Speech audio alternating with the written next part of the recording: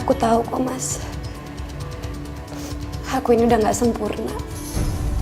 Aku udah tidak bisa memberikan pelayanan apapun ke kamu.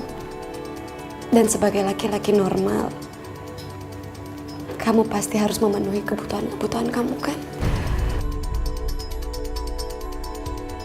Ngeselin banget deh Mas. Kenapa sih gak kita usir aja Kak Ratih? Usir? Ya usir, biar kita juga bebas.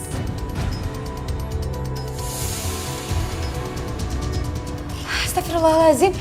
Ya Allah. Kebakaran, tolong! Tolong! Kakak stres ya? Sengaja ngelakuin ini supaya Mas Ardi perhatian sama kakak gitu, mau ngurusin kakak lagi ya. Daripada kamu harus berzina, nikahi dia, Mas.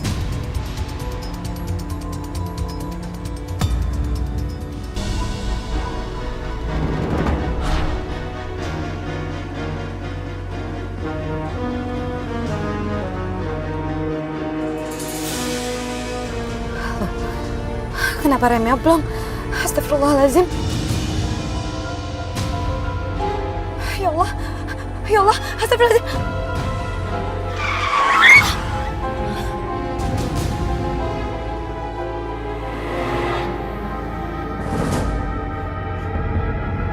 Tolong. Tolong.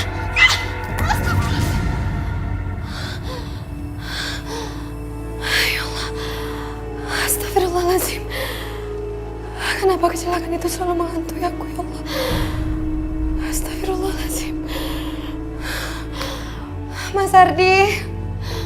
Mas Ardi. Mas Ardi, tolong, Mas. Mas. Nah, apa sih? Mimpi lagi kamu? Tolong dudukin aku di kursi roda ya, Mas. Kamu tahu nggak kenapa kamu nggak mati aja sih waktu kecelakaan kemarin? Kamu kenapa bicara seperti itu? Kamu hidup, lumpuh kayak gini cuma nyusahin aku doang. Ganggu aku kerja tau nggak? Aku nggak bisa fokus gara-gara kamu. Aku juga nggak mau seperti ini, Mas. Aku nggak mau nyusahin kamu. 1 bulan, 2 bulan nggak masalah aku ngurusin kamu kayak gini. Tapi kalau seterusnya kamu kayak gini, capek aku tau nggak? Jadi istri kok nggak ada gunanya sama sekali. Bangun kamu sendiri. Sign. Mas Ardi. Mas. Mas, tunggu, Mas. Mas Ardi. Mas. Mas. Mas, kamu tolong aku dong, Mas. Mas. Ya Allah. Tega ya kamu sama aku. Kamu udah gak peduli sama aku. Nih, aku tuh capek. Aku tuh capek ngelayanin kamu terus. Aku mau kita turun ranjang.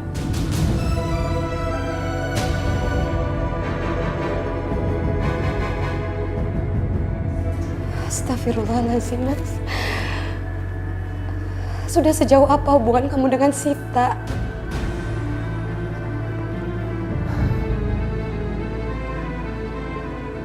Aku rasa kamu tahu. Sita mencintai aku.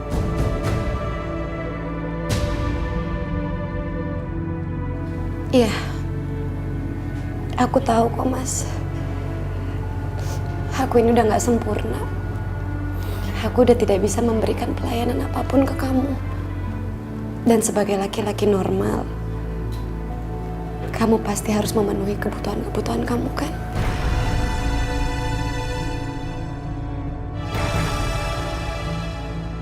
Daripada kamu harus berzina, nikahi dia, Mas. Hah? Kok gak salah denger ya? Kak Rati nyuruh Mas Ardi nikah. Maksud kamu apa? Aku nggak ngerti deh. Kan kita sekarang masih suami istri. Ceraikan saja aku, Mas.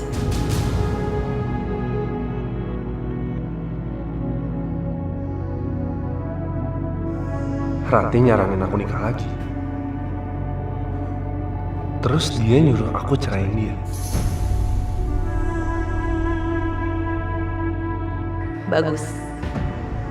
Sekarang aku nggak perlu mikirin cara buat nyingkirin Kak Rati. Dia akan tersingkir dengan sendirinya. Kenapa sekarang kamu diam? kamu sudah menjalin hubungan terlarang dengan adik kandung aku, Mas. Nikahin dia.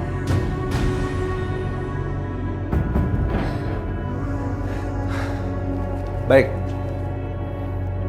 Aku akan nikahin Sita. Tapi kamu harus terima konsekuensinya. Iya, Mas. Insya Allah aku akan ikhlas dan ridho. Setelah kita cerai, aku akan balik semua harta aku atas nama aku. Dari mulai usaha, tanah, dan yang lain. Enggak apa-apa, Mas. Kamu menikah dengan dia dan ceraikan aku.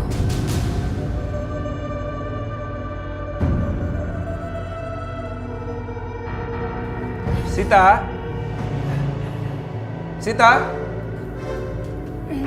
Iya, Mas.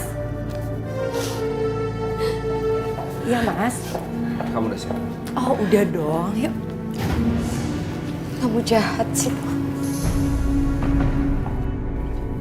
Jahat kamu.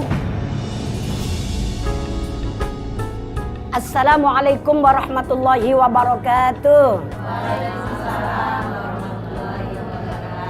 Bismillah walhamdulillah wassalatu wassalamu ala rasulillah. La haula wa la quwata illa billah.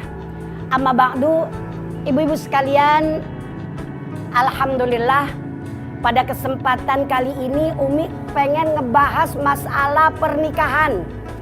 Sebab pernikahan itu kan memang merupakan kebutuhan umat manusia, ya kan? Kagak ada orang yang kagak butuh sama yang namanya nikah. Ada lagunya hoyong kawin win win win, gitu kan?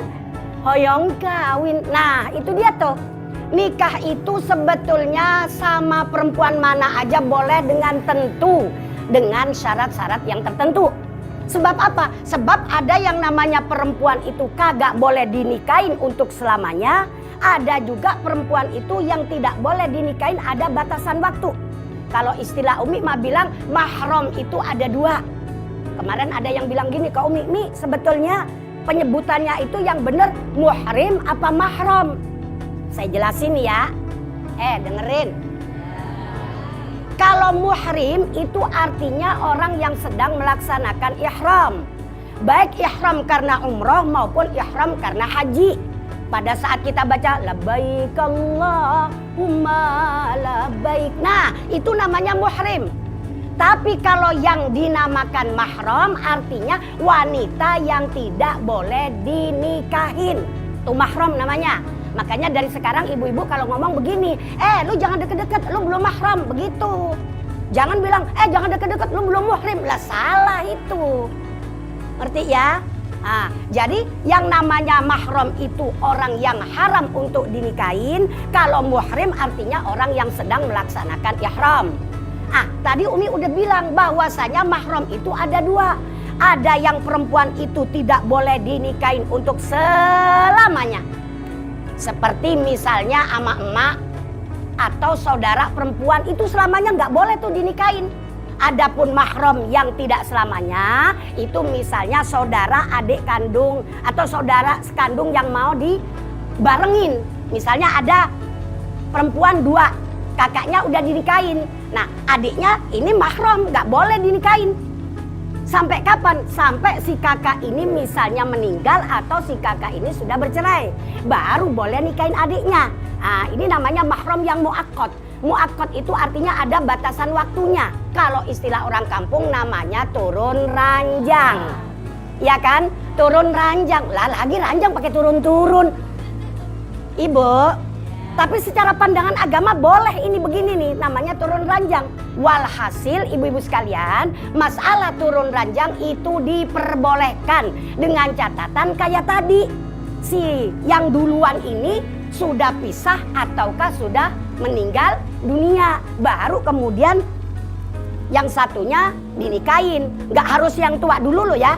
Misalnya yang muda dulu, adiknya dulu, baru kakaknya ya. Nah, jadi ibu-ibu sekalian, insya Allah lain kali pengajiannya akan Umi lanjutkan masalah mahram itu siapa saja, yang selamanya itu siapa saja, yang ada batasannya itu siapa saja. Makanya jangan kemana-mana, tetap kita ngaji di Wanita Perindu Surga ya. Insya Allah dapat ilmu, insya Allah ilmu kita manfaat. Amin ya robbal. Kurang lebihnya wabillahi taufiq wal hidayah wabirridha wal inayah wal afa minkum. Wassalamualaikum warahmatullahi wabarakatuh.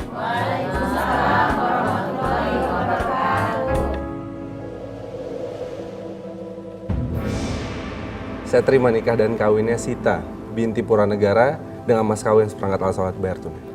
Gimana para saksi sah? Alhamdulillahirabbil alamin. Barakallahu lakuma wa baraka alaikuma wa jama'a bainakuma fi khair. Walhamdulillahirabbil alamin.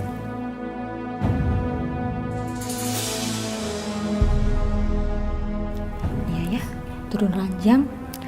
Iya, habisnya kan si Ratih sekarang udah lumpuh. Gak bakalan bisa dia ngelayanin suaminya lagi.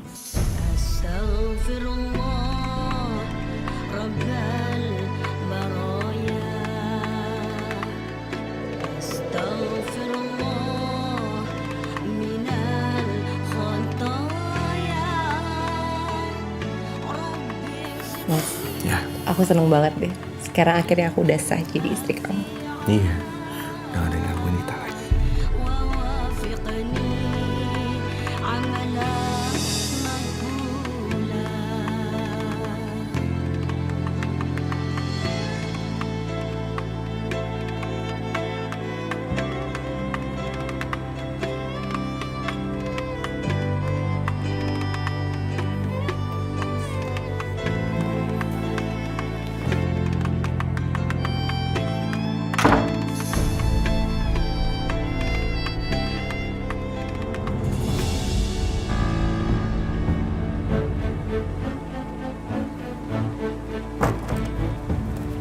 Wow, enak banget bikin sarapan sendiri aja.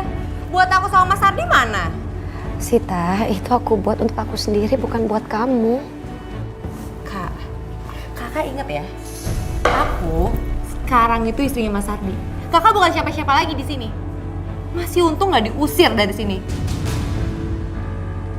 Meskipun rumah ini atas nama kakak, tapi tetap aja dibeli pakai uang Mas Ardi. Suami aku. Astagfirullah Sita, kakak bener-bener gak ngerti ya. Kenapa sih kamu jahat banget sama kakak? Aku jahat. Kakak yang jahat. Dari awal harusnya aku kayak nikah sama Mas Ardi, bukannya kakak.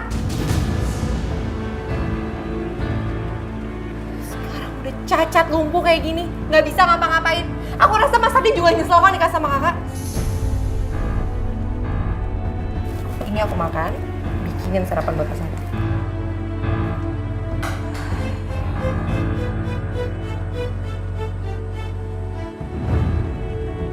Mas langsung berangkat ke kantor ya? Kamu mau ikut mas nggak? Ya iya dong, Mas, aku sama siapa? Oh iya, kamu nggak ngurusin kakak kamu tuh? Ngapain aku urusin sih? Dia bisa ngurusin dirinya sendiri kan? Lagian dia di sini cuma numpang, harusnya juga bantu-bantu kita. Iya sih, aku juga males ngurusin kakak kamu tuh tiap hari. Usahin. Mas Ardi, Mas, ini aku buatkan kamu sarapan. Kamu sarapan dulu ya, Mas. Ratih, kamu itu kan udah bukan istri aku lagi. Jadi aku kasih tahu sama kamu, nggak usah bikinin aku sarapan lagi, ya? Nih, mendingan roti udah dibikin, sayang. Nih kamu makan aja. Makan, makan. Satu lagi ya. Kak, kamu jangan sekali-kali berani manggil Mas Ardi dengan sebutan Mas. Dia suami aku. Kamu tuh nggak pantas. Di sini cuma numpang, bantu-bantu aja. Lebih cocok sih kalau kamu manggilnya Tuan atau Pak.